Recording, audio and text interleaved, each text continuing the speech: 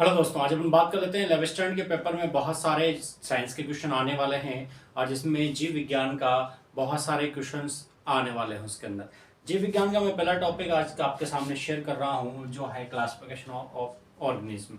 यानी कहीं ना कहीं ये आपके कंपटीशन एग्जाम में बहुत सारे क्वेश्चन कवर होते हैं यहाँ से और बहुत सारी चीज़ें आपको यहाँ से देखने को मिलेगी।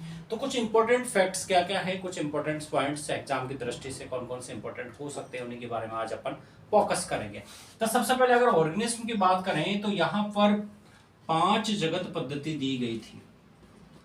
5 जगत पद्धति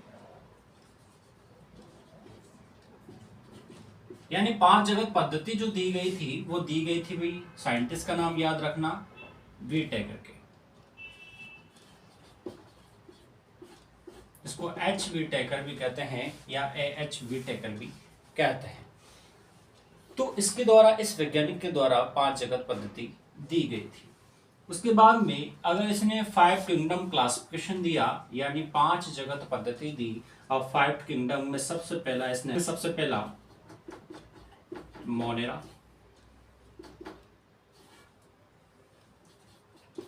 प्रोटिस्टा, तीसरा कवक, चौथा प्लांटी, 5वां रखा था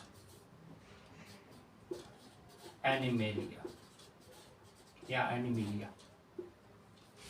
तो ये 5 जगत इसने पद्धति दी और इस 5 जगत पद्धति के आधार पर इसने पूरे जीवन जो लिविंग ऑर्गेनिज्म है उन सभी ऑर्गेनिज्म को इसने 5 भागों में बांट दिया गया। यानी 5 भागों में इसने पूरे जीव जगत को बांट दिया। इन 5 भागों के आधार पर ही आज जितनी भी लिविंग ऑर्गेनिज्म है यानी जीवित संरचनाएं जितनी भी है इन 5 भागों में बटी हुई है। एक एक करके इनके सारे भागों के बारे में अगर अपन बात करें तो सबसे पहले बात करते हैं हम मोनेरा की। मोनेरा, ठीक है, इसमें वैज्ञानिक जो वीटेकर था उस वीटेकर ने इस भाग में, मोनेरा जो भाग है इसमें समस्त जितने भी प्रोकैरियोट्स थे, जितने भी प्रोकैरियोटिक जीव थे उन सभी को इसके अंदर रखा। प्रोकैरियोटिक जीव क्या होते हैं, पहली बात ये समझ लेते हैं। तो प्रोकैरियोटिक जीव मतलब एक कोशिकीय जीव,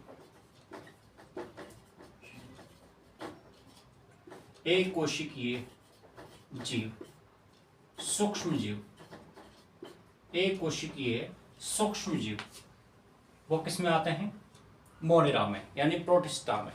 यानी इनके अंदर एक कोशिका पाई जाती है और ये बहुत ही सूक्ष्म जीव होते हैं और यूनिसेलुलर होते हैं। यानी इनके अंदर क्या पाई जाती है, एक कशापिका पाई जाती है जिसके आधार पर ये क्या करते हैं, गमन करते हैं। यानी ये अपने जल में ये स्वतंत्र जीवी होते हैं, स्वतंत्र अवस्था में रहना पसंद करते हैं। एक कशापिका इनके अंदर पाई जाती है जिसके कारण ये आराम से गमन करते हैं। एक कोशिकीय होते हैं, इसमें किसी भी तरह की यानी ऑर्गन्स नहीं पाए जाते हैं। सिर्फ एक कोशिका के अंदर ही पूरा जीवन चक्र ये लोग संपन्न करते हैं। इसी कारण से इनको कहा गया मोनेरा। यानी इस पृथ्वी पर जितने भी एक कोशिकीय जीव है जिनके अंदर ऑर्गेनिज्म नहीं पाए जाते, एक कोशिका के अंदर ही जो सूक्ष्म जीव अपना जीवन चक्र पूरा करते हैं और वही 100 कोशीय होते हैं। जिनमें कौन कौन से आते हैं क्या, आपके एक तो ब्लू ग्रीन एल्गी आती है जिसे अपन साइनोबैक्टीरिया कहते हैं। उसके बाद में जीवाणु आते हैं, ठीक है। तो जितने भी जीवाणु हैं वो सारे के सारे मोनेरा में रखे गए हैं। साइनोबैक्टीरिया को भी मोनेरा में रखा गया है। उसके बाद में दूसरा आता है प्रोटिस्टा। प्रोटिस्टा के अंदर, इनके अंदर भी एक कोशिकीय जीवों को ही रखा जाता है, लेकिन ये सारे के सारे जीव मोनेरा में जो रखे जाते हैं वो प्रोटिस्टा के हैं। और जबकि ये क्या होते हैं, प्रोकैरियोट होते हैं, जबकि ये होते हैं यूकैरियोट। अब प्रोकैरियोटिक और यूकैरियोटिक में क्या, दोनों में क्या डिफरेंस है, प्रोकैरियोटिक और यूकैरियोट में क्या डिफरेंस है, तो आपको मैं डिफरेंस बता देता हूं दोनों में। तो सबसे पहले यहां पर मैं आपको थोड़ा सा ब्रीफ कर देता हूं। तो सबसे पहले बात करते हैं प्रोकैरियोटिक। क्या होते हैं प्रोकैरियोटिक और दूसरे होते हैं यूकैरियोटिक। प्रोकैरियोटिक क्या होता है भाई, इसमें जो ऑर्गन होते हैं वो वेल डेवलप नहीं होते, यानी इसके अंदर ऑर्गन ज्यादा मात्रा में नहीं पाए जाते। इनकी कोशिकाएं सामान्य प्रकार की पाई जाती है और इनमें जीव द्रव्य बिखरी व्यवस्था में पाया जाता है। इसके अंदर कोई केंद्रक वगैरह पर्याप्त वास्तविक केंद्रक इनमें नहीं पाया जाता।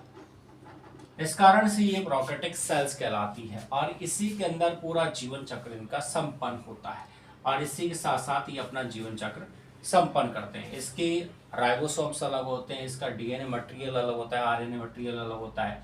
ठीक है, तो ये सारे के सारे प्रोकैरियोटिक जितने भी जीवाणु हैं वो सारे के सारे प्रोकैरियोट्स में शामिल किए जाते हैं। इनमें अंदर सीलिया फ्लैजिला इनमें पाई जाती है।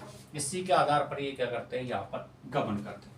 यूकैरियोटिक सेल्स क्या होते हैं, यूकैरियोटिक सेल्स आपके इंसानों के सेल्स से अपन भी यूकैरियोटिक प्राणी हैं, यानी जितने भी बड़े जीव होते हैं वो सारे के सारे यूकैरियोटिक में शामिल किए जाते हैं।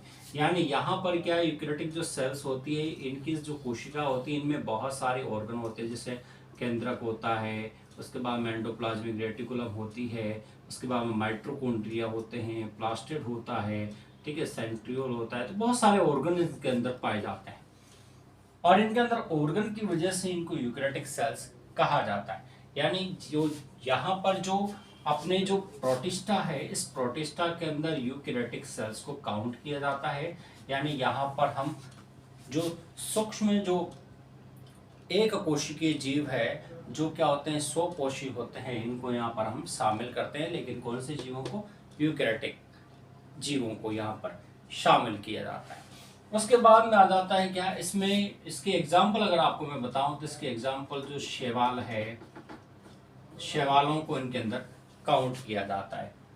उसके बाद में इसमें बहुत सारे जो एक कोशिकीय जीव है उन सभी को शामिल किया जाता है। अगला आ जाता है कवक। कवक यानी फंगाई, यानी ये क्या होते हैं, होते बेसिकली प्लांट हैं, लेकिन इसमें क्या है कि इनको प्लांट में इसलिए काउंट नहीं किया जाता है, इनके अंदर सेल वॉल प्रेजेंट होती है, लेकिन सेल वॉल प्रेजेंट होने के बाद भी इनके अंदर भाई क्या नहीं पाया जाता, हरित लवक नहीं पाया जाता। हरित लवक नहीं पाए जाने के कारण ये प्रकाश संश्लेषण की अभिक्रिया को संपन्न नहीं कर पाते। इस कारण से ये क्या होते हैं, स्वपोषी नहीं होते। इस कारण से ये परपोषी अपना जीवन परपोषी के रूप में जीते हैं। अब परपोषी के रूप में जीते हैं तो परपोषी के टर्मिनोलॉजी में आपको समझा देता हूं परपोषी होते क्या है। परपोषी का मतलब ये है कि अपना भोजन दूसरों से प्राप्त करना, यानी अपने भोजन का ये स्वयं निर्माण यहाँ पर नहीं कर सकते। और जब अपने भोजन का स्वयं निर्माण नहीं कर सकते तो इसका मतलब इनको कहीं न कहीं दूसरों के ऊपर क्या रहना पड़ेगा, निर्भर रहना पड़ेगा। और निर्भर रहने के कारण ये अपना भोजन लगातार दूसरों से प्राप्त करते हैं। तो आपने देखी होगी जितनी भी फंगस होती है वो ज़्यादातर ब्रेड्स के ऊपर उग जाती है, रोटी के ऊपर, सब्जी के ऊपर, ये कहीं ना कहीं तो वह कवक ही होते हैं जो अपना भोजन दूसरे पदार्थों से प्राप्त करते हैं। और ये भी सिंगल सेलुलर और यूनिसेलुलर बहुत सारे टाइप्स के होते हैं। इनमें मल्टी सेलुलर भी होते हैं, यानी लंबी लंबी कोशिकाएं, इनमें बहुत सारी कोशिकाओं का जाल भी पाए जाते हैं। इसके एग्जाम्पल है मशरूम है, आपने मशरूम देखी होगी, जितनी भी फंगस है वो सारी सारी कवकों में शामिल की जाती है। उसके बाद में आ जाता है प्लांटी। तो जितनी भी पादप जगत इस दुनिया में उपस्थित है, जितने भी आप हरे ग्रीन प्लांट्स देखते हैं वो सारे सारे प्लांटी में सम्मिलित किए जाते हैं। यानी जितने भी पादप है इस दुनिया में, चाहे वो ब्रायोफाइट्स हो, चाहे सेवाल ब्रायोफाइट हो, टेरिडोफाइट हो, ठीक है, जिम्नोस्पर्म हो, एंजियोस्पर्म हो, जितने भी वो सारे के सारे प्लांटे में काउंट किए जाते हैं। यानी जितने भी, जैसे आपके शैवाल, जैसे शैवाल है, ब्रायोफाइट है, टेरिडोफाइट है, जिम्नोस्पर्म है, एंजियोस्पर्म है, ये सारे के सारे प्लांटे में काउंट किए जाते हैं। और एनिमेलिया में जितने भी आपके जंतु है, चाहे वो बहुकोशिकीय हो चाहे एक कोशिकीय हो, जितने भी जंतु है वह सारे के सारे एनिमेलिया में काउंट किए जाते हैं। यानी पूरा पादप जगत प्लांटी के नाम से और पूरा जंतु जगत। तो यानी जितने भी लिविंग ऑर्गेनिज्म है दुनिया में, जितने भी जीवित जीव है, उनको इसने एच विटेकर ने 5 भागों में बांटा, जिसे पंच जगत पद्धति कहा जाता है। कंपटीशन में आपके क्वेश्चन ये आ सकता है कि भाई 5 किंगडम क्लासिफिकेशन किस साइंटिस्ट ने दिया, तो आपको विटेकर नाम से याद होना चाहिए। दूसरी बात है कि प्रचलित क्लासिफिकेशन अभी किसका है, तो 5 किंगडम क्लासिफिकेशन सबसे प्रचलित क्लासिफिकेशन माना जाता है अभी के टाइम पर। दूसरा 5 किंगडम कौन कौन से हैं, तो एक तो मोनेरा है, दूसरा प्रोटिस्टा है, फिर कवक है, फिर प्लांटी है, फिर एनिमिलिया है। आपसे क्वेश्चन ये भी पूछ सकता है कि मोनेरा में किस एनिमल्स को रखा, मतलब किन जीवों को रखा जाता है, तो भाई यहाँ पर जीवाणुओं को रखा जाता है, बैक्टीरिया को रखा जाता है, साइनोबैक्टीरिया, बैक्टीरिया की फैमिली इसमें मोनेरा में रखी जाती है। उसके बाद में आपसे इनके एग्जाम्पल वगैरह सारी चीज़ें यहाँ पर पूछ सकता है। तो यहाँ पर बहुत सारे क्वेश्चन बनने की संभावना बन जाती है और ये कहीं ना कहीं आपके सिलेबस में है, इसलिए आपको इसको थोड़ा सा याद रख लेना चाहिए। बाकी का अगला जो टॉपिक आएगा वो इससे रिलेटेड अगला टॉपिक हम लेकर आएंगे, उसको भी आप ज़रूर देखें।